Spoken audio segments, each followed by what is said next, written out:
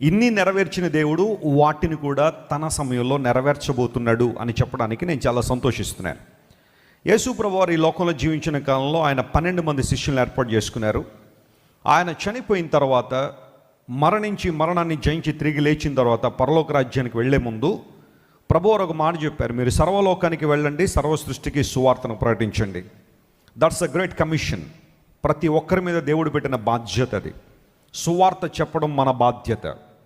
చాలాసార్లు మనం చేయాల్సిన పని మనం చేయకుండా సువార్త చెప్పంగానే చాలామందికి తీర్పులు తీరుస్తూ ఉంటాం, జడ్జిమెంట్ పాస్ చేసేస్తుంటాం మనం.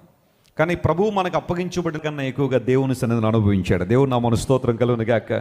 కొన్నిసార్లు నీ భక్తిని బట్టి, నీ విశ్వాసాన్ని బట్టి ఒక ఒంటరితనాన్ని నువ్వు అనుభవిస్తున్నావా? అందరూ నేను వదిలిపెట్టేశారా?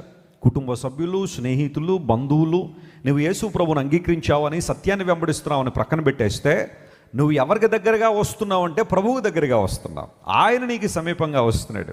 ఆయన నిమిత్తం నువ్వు హింసింపబడుతున్నావు కాబట్టి, లేదా శ్రమ నొందుతున్నావు కాబట్టి నీ దగ్గరగా వచ్చేవాడు ఆయనే.